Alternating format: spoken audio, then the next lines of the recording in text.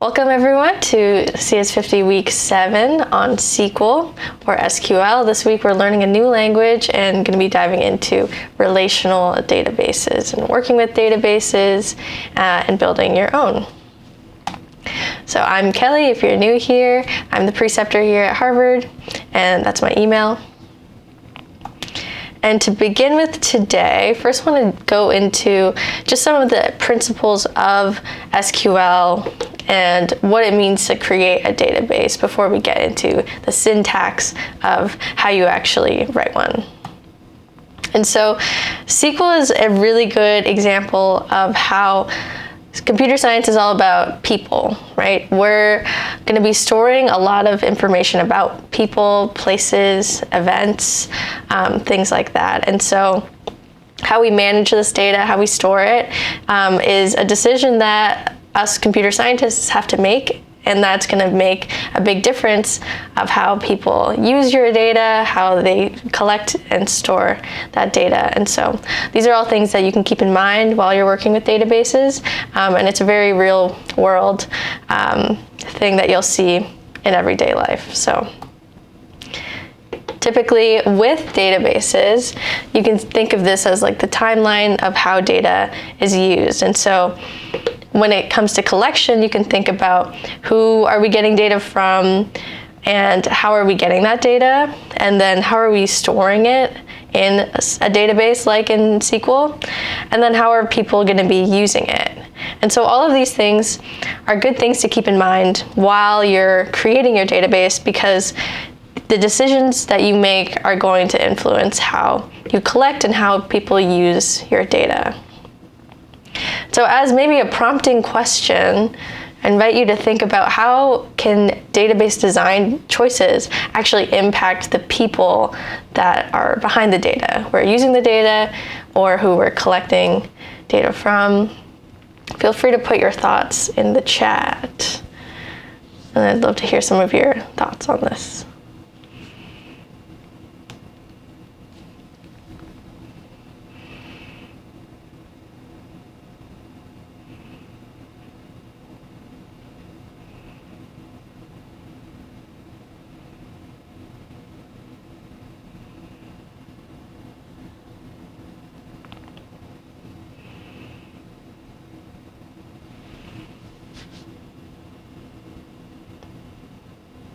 Some initial things that come to mind, at least for me, I think, it's with collection, who are we getting data from? How are we representing that data?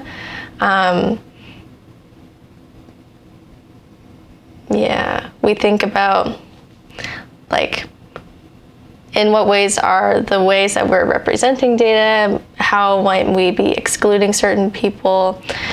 I think choices like that are very real and very important to think about. Okay, well, feel free to put any thoughts if you have them, but we'll move on for now. So some quick design principles when you're actually creating a table that we want to build off of are, the first thing we should note is each table should be a collection of a single entity. For example, we should have a different table for each of employees and employee relationships. So in this example, employees should be a table of its own, and that should be separate from employee relationships, which we can call or think of as a separate entity. So if we imagine this, maybe I have a database of the staff who are working with me, and we have a table called employees that contains everyone's name and their role, and then maybe we have a employee relationships table that keeps track of the relationships between employees. So in this case, we have Laura is a manager of Alice, who's an employee.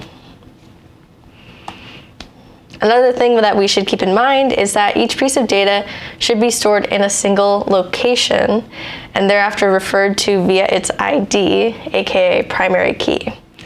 So in this situation, we should ensure that every employee has an ID and then use those IDs in the employee relationships table.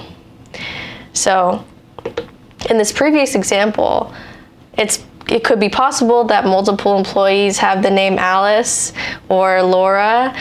And so it's important to actually give IDs to each of these pieces of information so that Alice can thereafter be referred to as the employee with ID 1, which is separate from perhaps another person named Alice will have a different ID.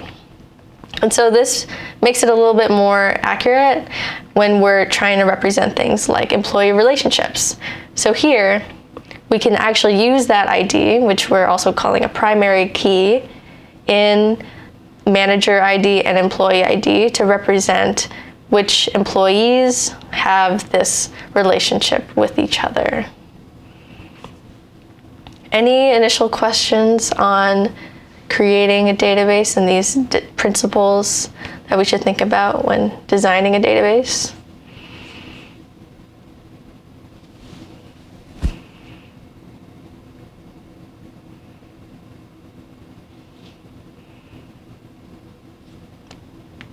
All right, okay.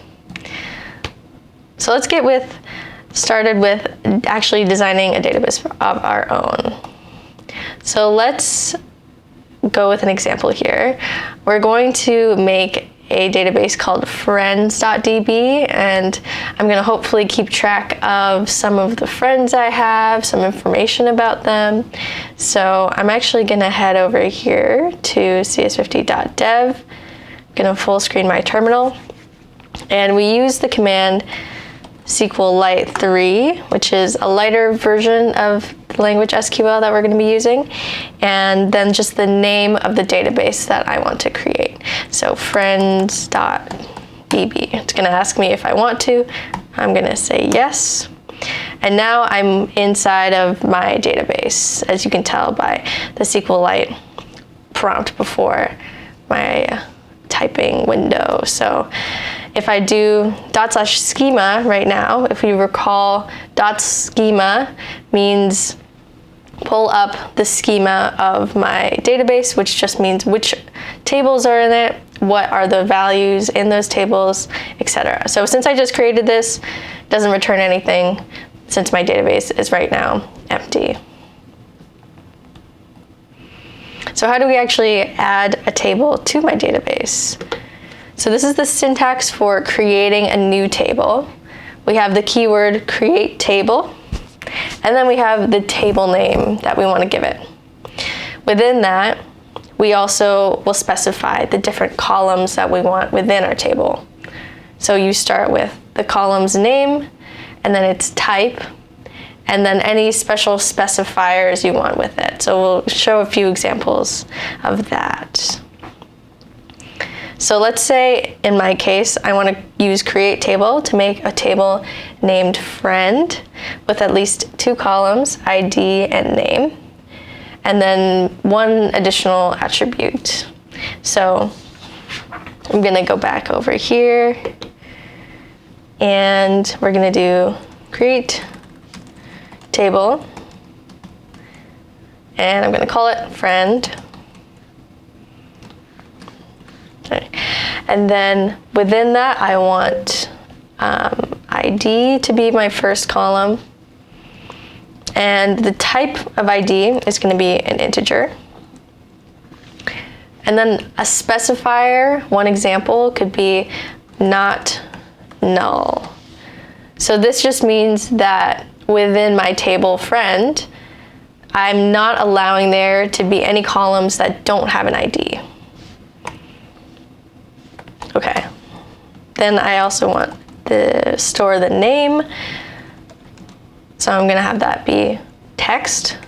And I'm also gonna say it cannot be null. For a third one, maybe I'll do the age of my friend. And we can have that also be an integer. And say not null.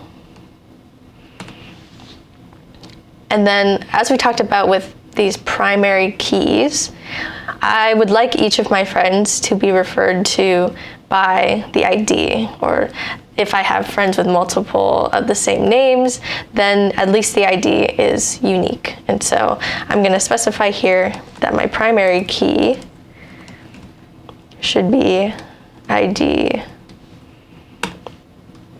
Okay, and then I'll close my parentheses, do a semicolon, and then hopefully now, if I do dot schema again, we'll see that my table now exists with called friend, with the columns ID, name, and age.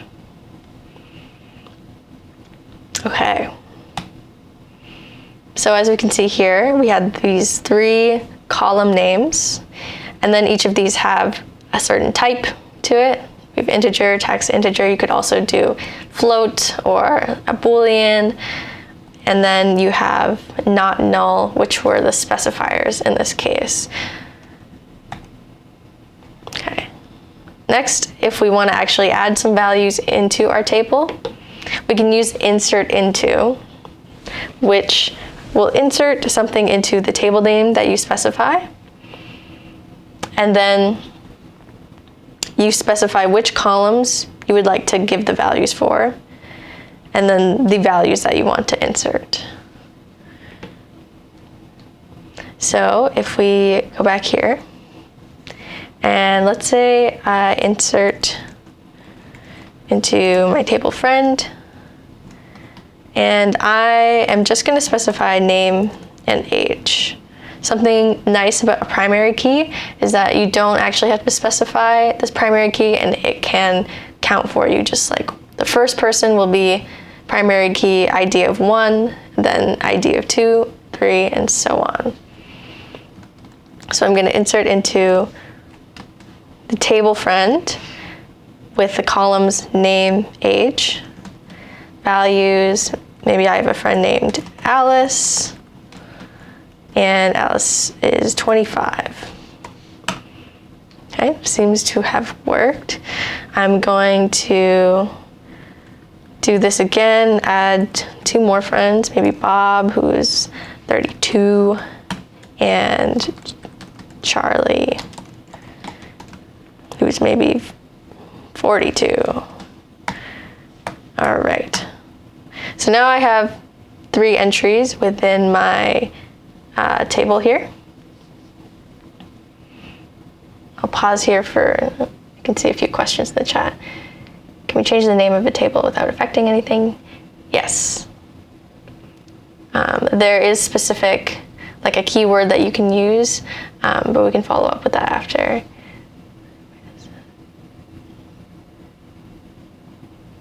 Is there a way to set a type of pattern for the ID, such as start with 00x? That's a great question, and I'm sure that there is some way to do that. I don't know off the top of my head, but there are certain ways that you can at least ask for certain kinds of information. Can primary key be a foreign key for another table? Yes. Yeah, so a primary key for one table, maybe my friend's table, can act as a foreign key when I'm using that and relating it to a different table, which we'll see soon.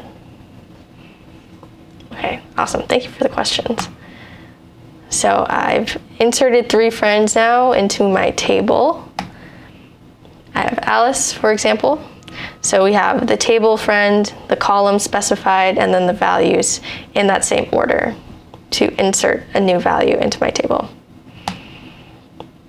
Let's say I inserted something, but now I want to update it. The update statement looks a bit like this, where we have the keyword update, then the table name, set, and then we specify which value we want to change. We have the name of the column that you want to change, and then its new value. And then where specifies which rows exactly do you want to change. So if I didn't specify a where condition, it would just update that column for every entry in my database, which usually is not very helpful unless that's your target outcome.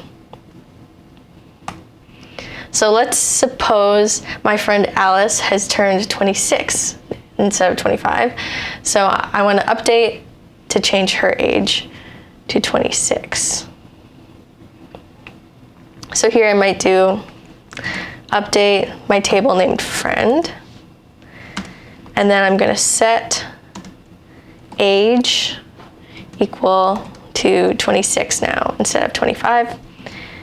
And then I know that I specifically only want to change it for my friend Alice. So I should probably do where name equals Alice. Okay, so once I do that, I can actually do a select query, which we'll talk about in a second. But if I just do select star from friend, then we'll see Alice is now, her age is set to 26 instead of 25. Okay, so again, we have update and then the table name, set a certain column to a new value, and then specify where you want that condition. What rows do you specifically want to change? Okay, and of course we also want to delete things sometimes. Again, this can be a destructive command, so you should be careful when you're working with databases, especially these like delete commands, since it's always a good idea to back up your data, but if you didn't, then that would be gone forever. So let's say I'm no longer friends with maybe Bob. Me and Bob had a falling out, and so I want to delete Bob from my friend table. How might I do that? I'm going to use the delete keyword here. Let me actually clear my terminal just so that we have some more space here. Oops. Friends.db. Okay. So I'm going to delete from my table friend where, so this is where I specify which row do I actually want to delete. I want to delete the row where the name equals Bob. So now if I run select from friend, so I'm just printing out everything in the friend table, we'll see that Bob is no longer in my friend table. All right. So again, we have the table name and then the condition. Okay, any questions about create, insert, update, delete? So these four kinds of commands are all just to create your database and actually insert values, update, and delete those values.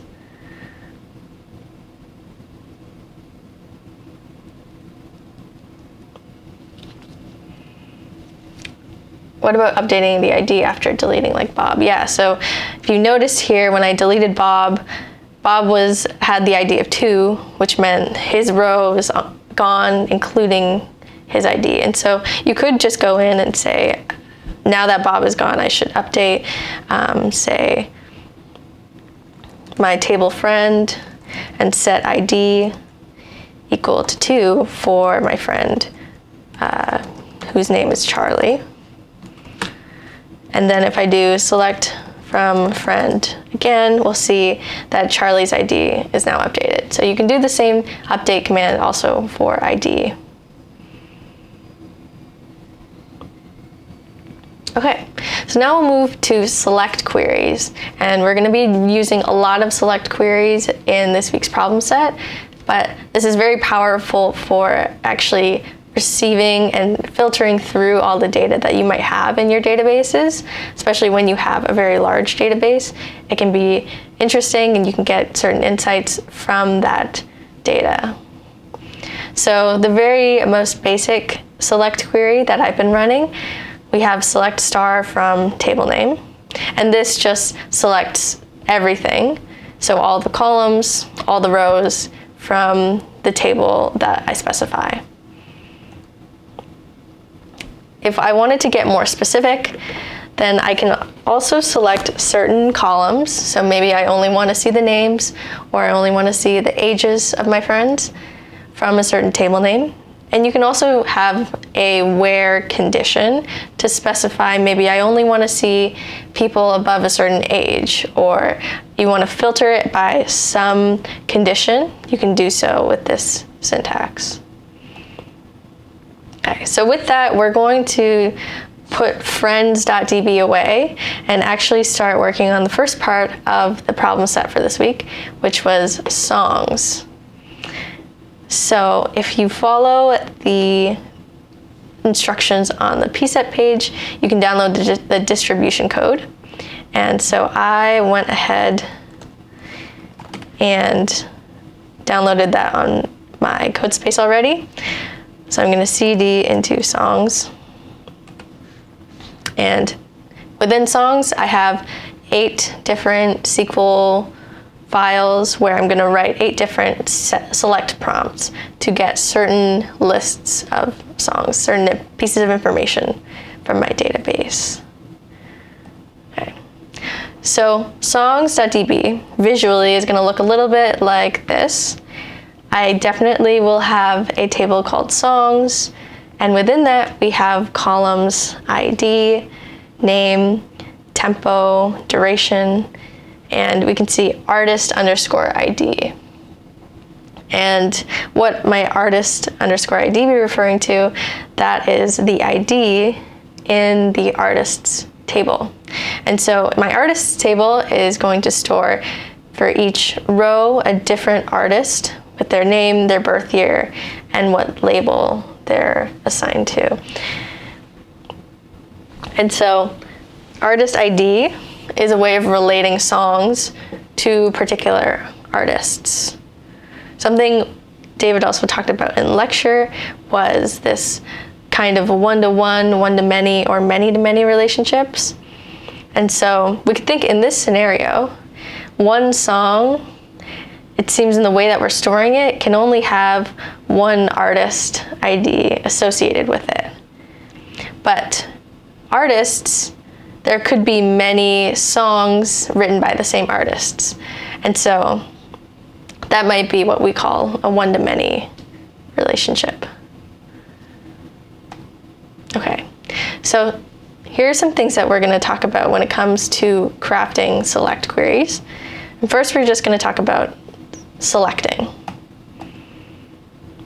So let's say in this scenario, I wanted to get all the names from the songs table where the duration of that song is less than 240. It's probably seconds. And so this would then print out all of the names of those songs that fit that condition. So like one by one through the songs table, I'm looking, does this have a duration of less than 240? If it does, then that will be added to the table that I end up printing out. We also have like, which is a helpful keyword for filtering by certain titles that are like a certain thing. And so in this case, let's say I wanted to see, I only want names where there's the word love in the song's title. And so there are a few ways you can do this by using this percent symbol. And this indicates wildcard characters in the relative location of the string. So what that means is that it could match anything where that percent sign is. So this first row in this table, we have where name like percent love, which means that there can be anything before love, but I want my string to end with the word love. So this would match with a song called Somebody to Love, for example.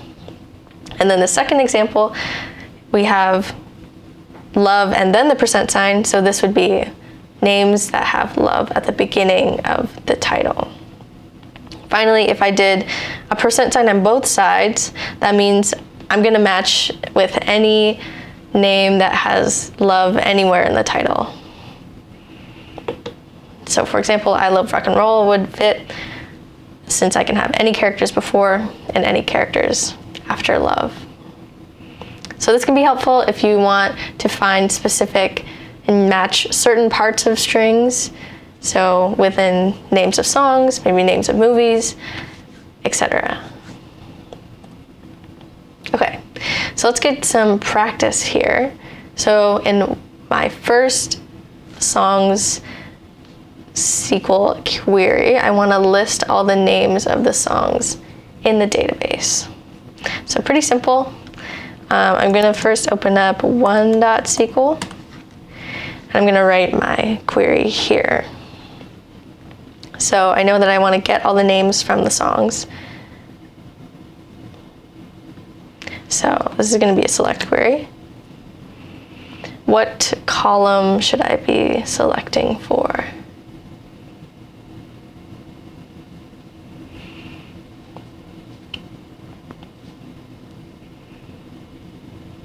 Yeah, so I want the names from the database songs, or the table songs. And that should be good. So if I run, oops, what's it called? Okay. So I'm going to open up my songs.db database that has already been created, and let me just run this query. So this is going to get the name of all of the songs. So you can see we have I think this is the top 100 songs in 2018 we have. So it looks like that worked. We printed out all the names. So it's great. All right. Next we have ordering. So we can print out and select a chunk of entries, like a number of rows, but perhaps we want that to be ordered in a certain way by some certain column or metric. So one example of this could be we have select star, which means just all of the columns from songs where the tempo is greater than 100. And then we're also applying this order by keyword. So order by will then have a column specified. So which column do you want to order this by? And then you can also specify if you want it to be ordered descending or ascending. So in this case, what I'm actually doing here is I'm getting all of the songs from the table songs where the tempo is greater than 100, and it's going to give me all of those songs from highest tempo to the lowest tempo. If I didn't include descending, that keyword, it would be ascending by default. So I could also specify ASC to specify that I want the tempo to be ordered in ascending order, so from lowest to highest. But if you don't include that keyword, it does that by default, so no need to include it. Okay, so based on that, let's do something pretty similar here and list the names of all the songs in increasing order of tempo.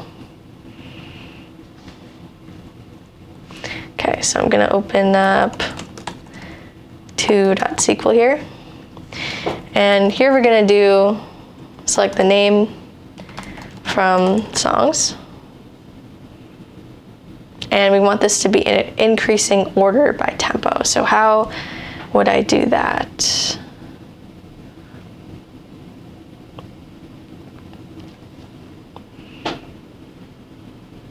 Feel free to write that last part in the chat. Yeah, so I have order by, great. And then after order by, I want to specify the column that I want to order my results by. So which column? Tempo, yeah, exactly. So I'm going to order this by tempo, and since I want this in increasing order of tempo, I could include ascending here. I also don't have to since it's ascending by default. So now if I run this in my database, we see we have my songs, same number of songs, but now it's ordered by tempo. If I wanted to actually see the tempo, I could add name comma tempo here so that I can see multiple columns. And if I run that, we can see here, we go from the slowest or lowest tempo up to the highest tempo. Okay, awesome.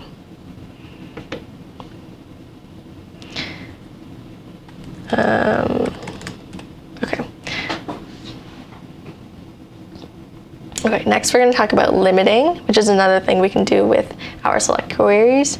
If I only want a certain number of rows to show up, I can use this limit keyword to say I only want the first one within this list, or the first 5, or however you want it. So this is the query we saw earlier where we're getting all of the songs where the tempo is greater than 100, and then we're ordering it by tempo. So without the limit, this would just print all of the songs that have tempo greater than 100, but starting from the slowest tempo to the highest, or fastest.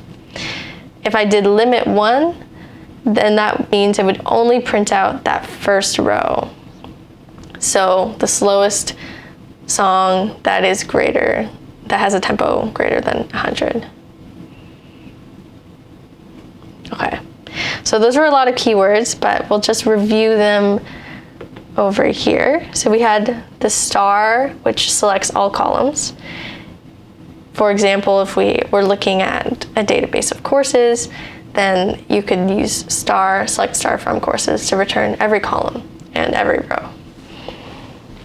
Like checks if a value is sort of like a provided string, and you can use that percentage sign to serve as a placeholder.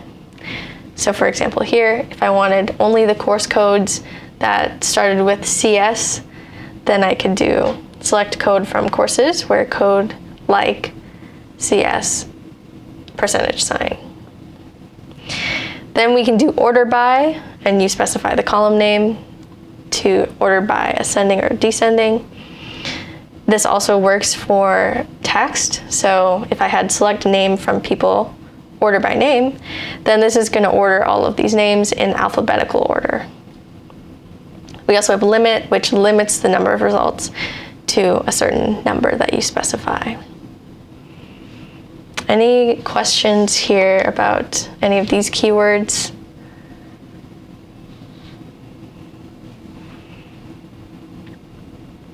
And SQL also supports a number of other keywords, but these are the ones that we're going to focus on today. All right. Okay, so this next one here, we're going to list the names of the top 5 longest songs in decreasing order of length. So I'm going to open up 3. Okay, so as always, I'm going to select, but then what column should I be selecting for here? If I want the names of the top 5 longest songs.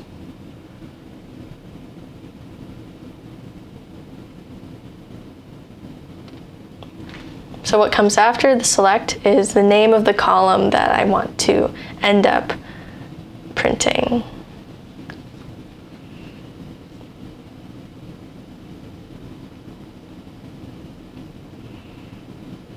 Yeah, so name. So I want to select the name column from the songs database. And then here we know that we want to go in descending order of length. So what might that look like? I'll definitely have order by, but what column should I order this by? And for this, it might actually be helpful if I do .schema here and I look at my songs table. So I'm looking for the length of my song, and I can see these are the columns that exist within my songs database or table. And so it seems like duration in seconds will give me that length.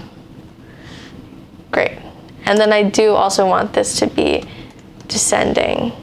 So I want it to go from the longest to the shortest.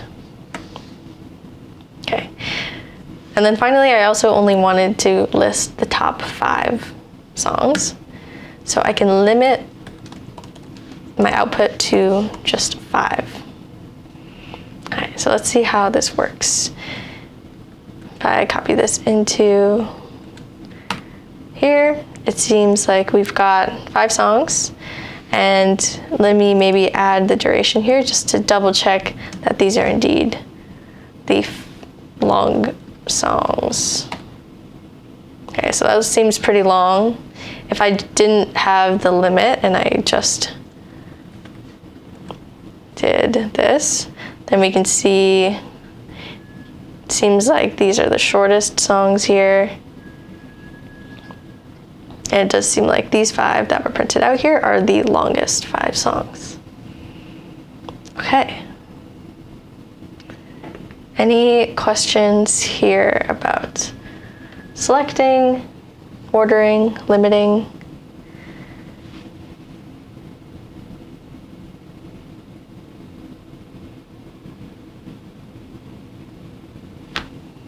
All right. Move on to this next one, for.sql. We're gonna list the names of any songs that have the danceability, energy, and valence all greater than 0.75. So if we look up here with our schema, we can see that we have some of these columns called danceability, energy, and valence, which are all this type real, which is just another kind of number. And so let's open up code for.sql. And we're going to want to select some names from songs. And then how might we filter these songs to only show those that have a danceability, energy, and valence greater than 0.75?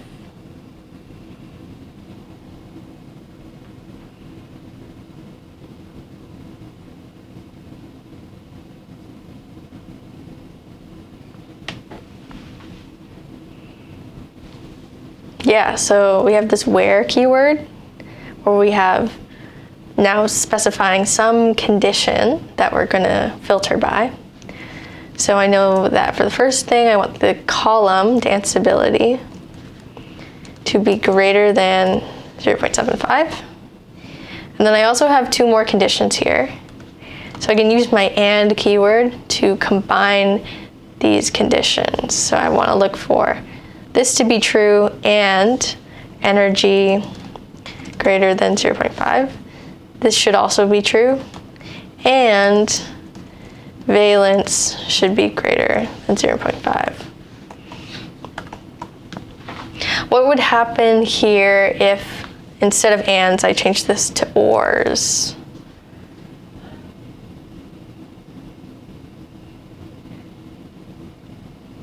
Would this print out more songs, less songs? What would happen?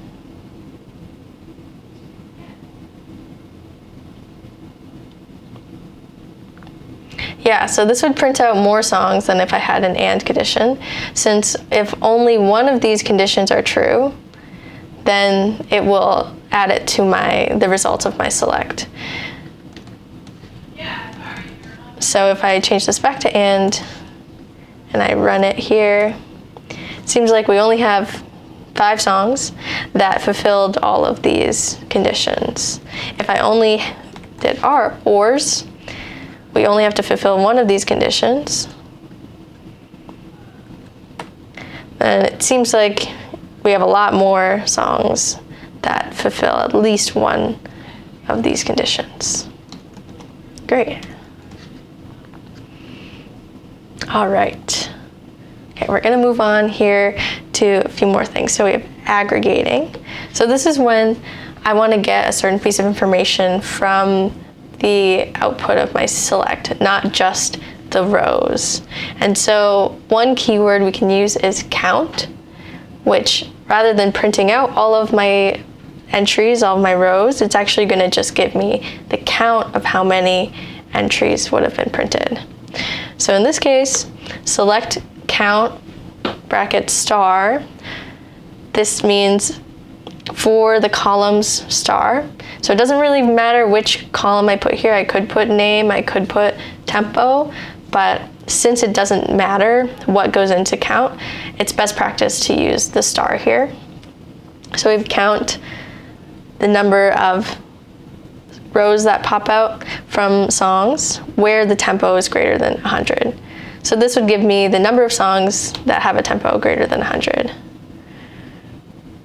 We also have average, which is another keyword here, where if you pass in a column, hopefully a number, so in this case tempo, it will give me the average value of the rows that would have been printed.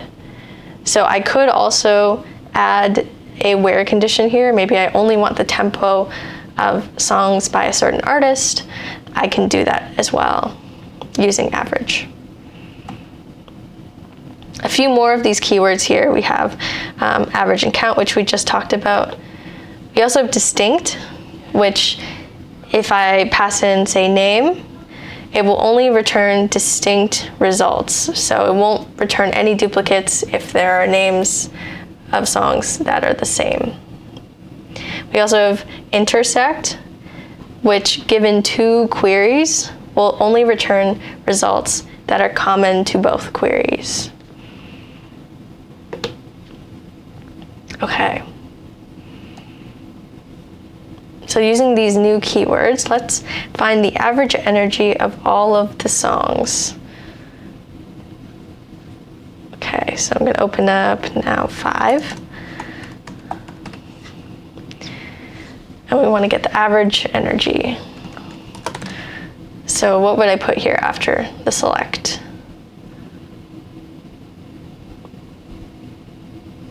Yes, average here. And then the column that we're specifying is energy, since that is the column that I want the average of. From my table songs, and I'm not going to add any conditions here. I just want the average of all of the songs. Okay. So now we can see it gives me a table that specifies this is average of the energy column, and the average is 0.65906. Cool. Okay. Pause here. Any questions about aggregating and these keywords?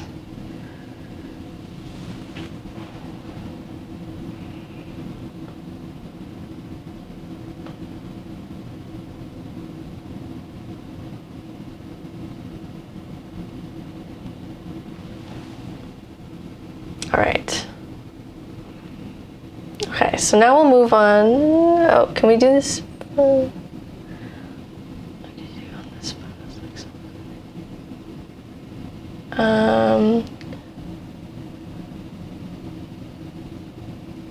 I'm not sure what that question means, but I'll come back to it at the end here. Okay. Making the exercises with that count changes the quantity of the results. So I'm not sure if this is what you're getting at, but if I did count here,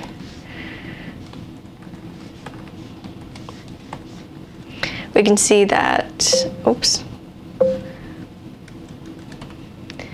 rather than getting, say, 100 songs like written out in 100 rows, I just get one row with that number count.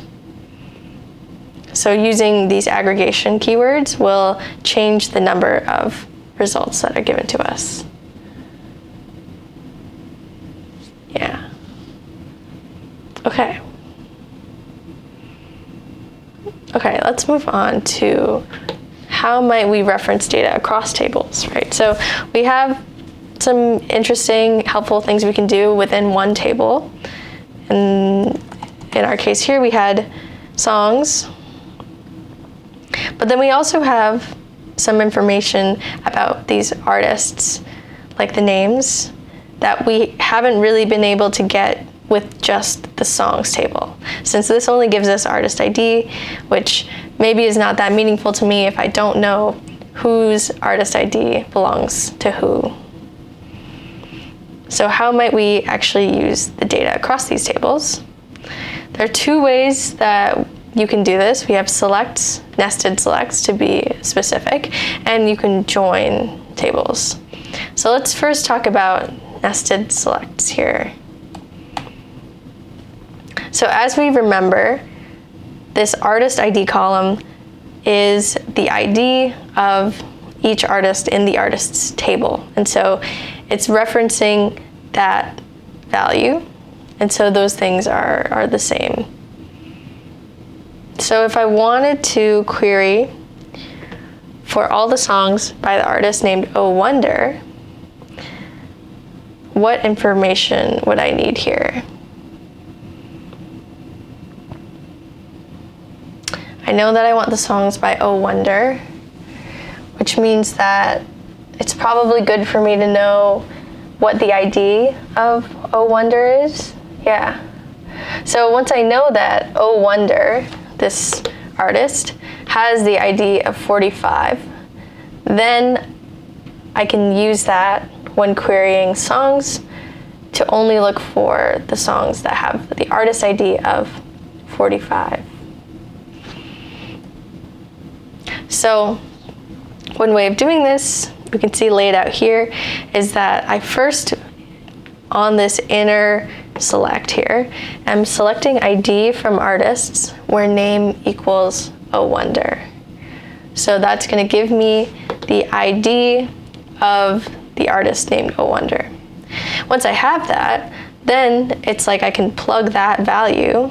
So this returns 45 like we saw here. I can plug that in now into my outer select, which is basically now just going to be running something like this, where I have select star, so all of the songs where the artist ID equals 45. So this is good because when I write it like this nested select, I don't actually have to worry about what the ID is of Oh Wonder.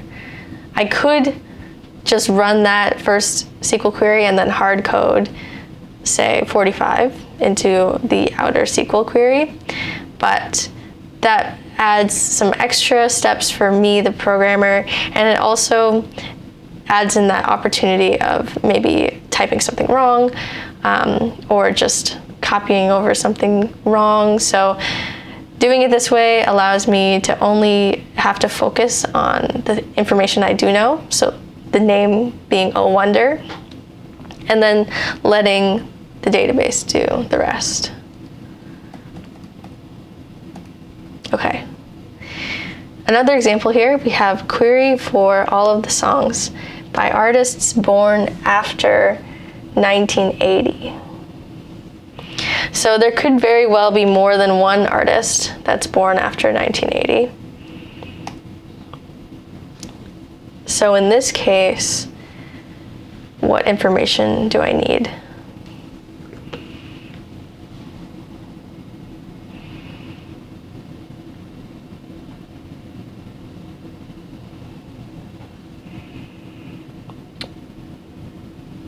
Yeah, so I need to know the birth year of my artists.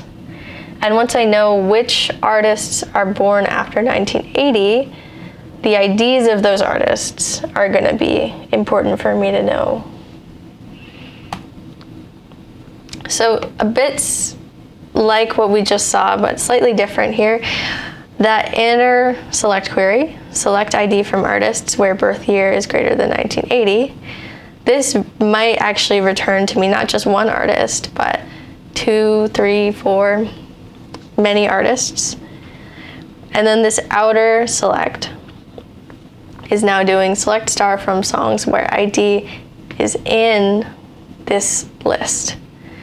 So in our previous example, we did ID equals because I was just looking for the ID of one artist. And so I wanted the songs where the artist ID was equal to that artist ID. In this case, it's slightly different because this inner select query might actually return to me more than one row, more than one artist that is born after 1980. So we're actually going to want to check if the ID is in this list, not just equal to the first one in the list. So if I run that inner query, I can see that both of these artists here are born after 1980. And so we would sort of get a list like so. And then we're just looking to see whether a song's ID, or artist ID, I should say, is in this list of artist IDs. Okay, and then it would give us these two songs. So just to recap here, we use in instead of the equal sign when you're checking if something is in a list, rather than just equal to a single value. Okay, another way of doing this here is using joins. But I'll pause to see if anyone has any questions about nested selects, as I know that can be confusing to learn at first.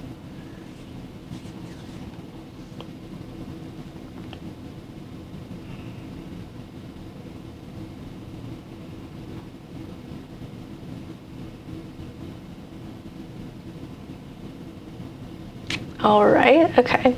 So let's talk about joins. So as we know, artist ID and ID line up. Those two pieces of information, if I see 23 in songs, is gonna line up with the artist who with the ID of 23. And so what I could actually do here is physically line these entries up like so.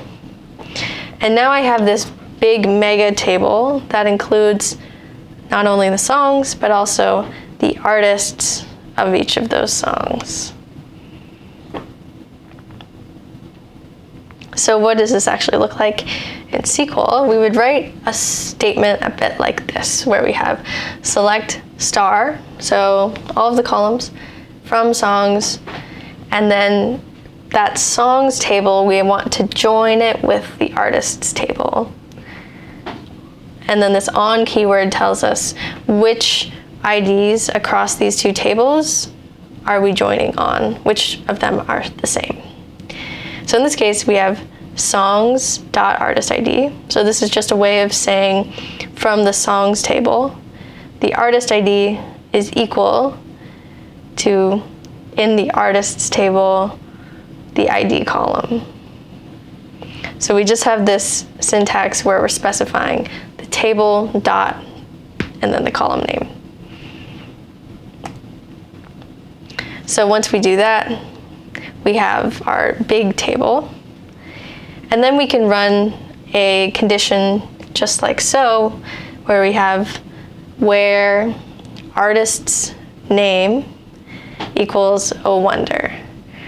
So we do have to specify now when we use a column like name, we can't just use name itself, as there is also name in songs, so we have to specify from the artist's table, look for the name equal to oh wonder.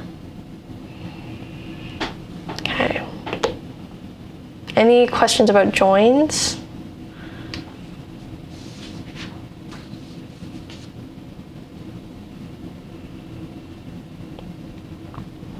Okay. I will note that joins are typically going to be a bit slower than nested selects, but it does depend on the situation that you're using it in.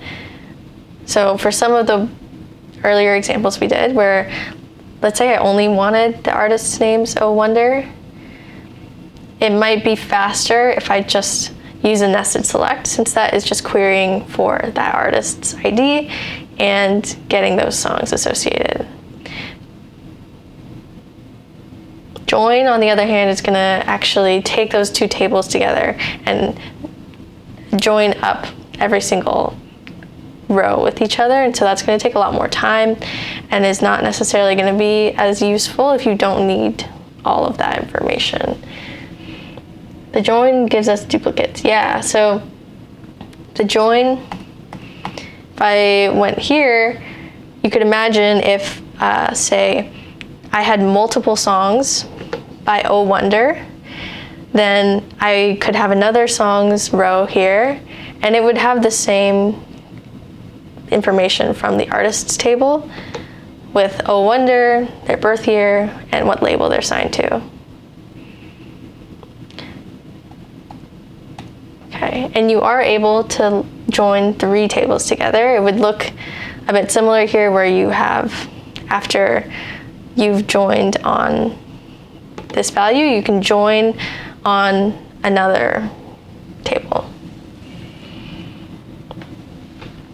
Okay. Yes, and this is the only way of using join. There aren't different types. Okay, so let's get some practice here with nested selects and joins. So for 6.SQL, we want to list the names of the songs that are by Post Malone. So Post Malone is some artist.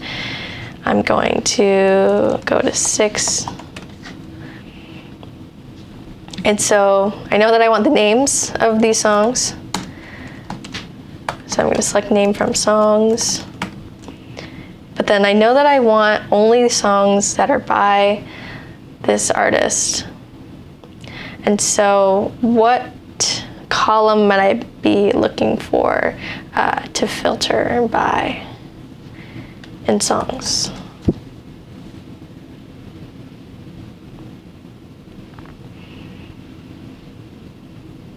Yeah, so I'm going to be paying attention to this artist ID.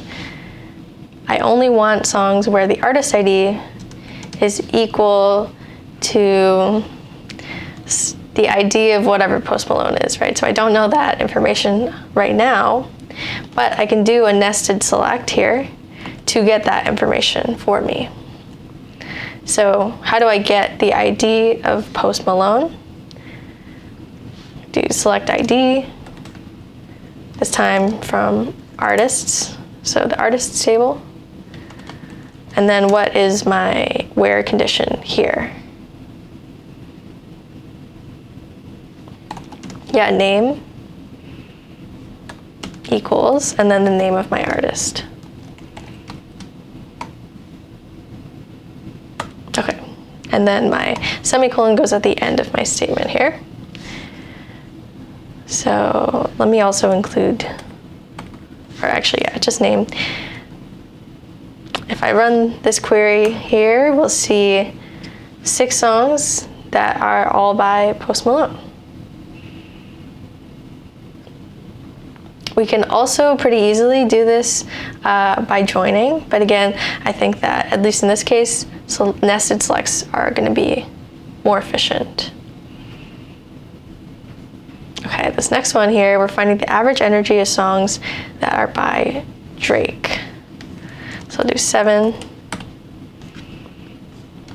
And so how would I go about getting the average energy here?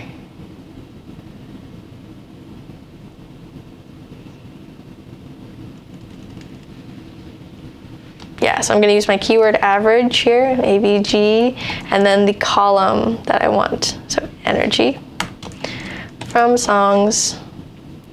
And then I only want songs that are by Drake. So sort of like what we just did here with Post Malone, I'm going to do where artist ID is equal to, and then I want this to be whatever Drake's artist ID is. Right?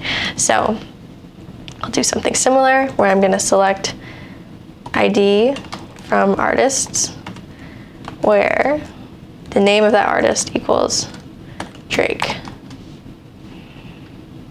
Okay, so then hopefully that should give me the average energy of all the songs where the artist ID is equal to Drake's artist ID. Okay. And then it seems like we got 0.599. Great. Okay, last one. We have list the names of the songs that feature other artists. So for this, we can make the assumption that any song that features another artist is going to include that feat keyword. So let me open up 8.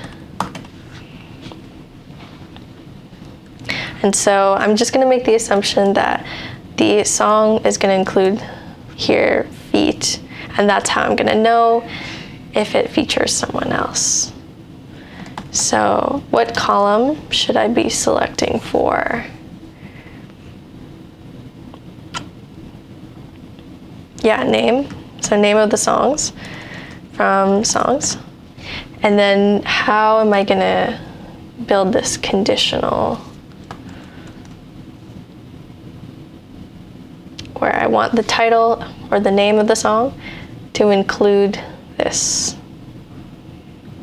Yeah, so I can use the like keyword here. And then here I want to build this string that's going to match a name that has feat in it. So yeah, you can use this percentage sign, and we can do feat, and then another percentage sign. If I only had one percentage sign like this, what would happen? What would this query print out?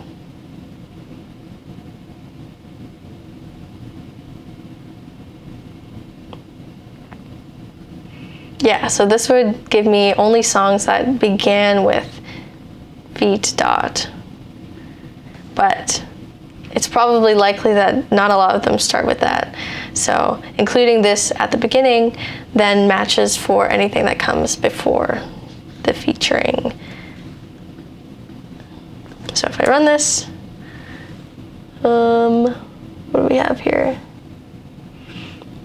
I think we should use single quotes here.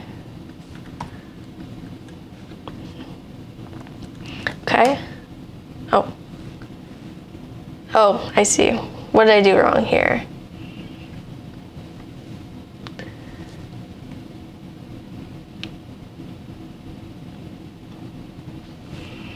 Someone says equals. Not quite. Yeah, missing field in where I forgot to specify that I actually want the name to be like feat. Otherwise, it doesn't know which column I'm trying to match it up with. Awesome. So now that if I put that in, it seems indeed we do have all of the songs here that are featuring another artist. Okay, awesome. Any questions about these last 3 exercises we did, or about joining and nested selects?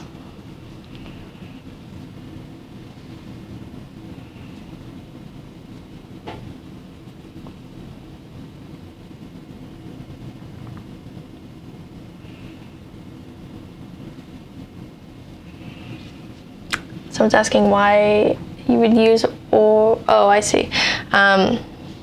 Yeah, it's a good question. So the single quote versus the double quotes, it's really just a styling thing. So it depends on the standards that you're using, but as long as it's consistent within your code, so you're not using single quotes here and double quotes in another place, then that's okay. But yeah, it's a style convention. Good question. So if I change this back to double quotes, I think it should still work as expected here. Yeah. Okay. Well then with that, that is the end of SQL week, section 7. I hope you join us next week, same time. And until then, I hope you have a good day.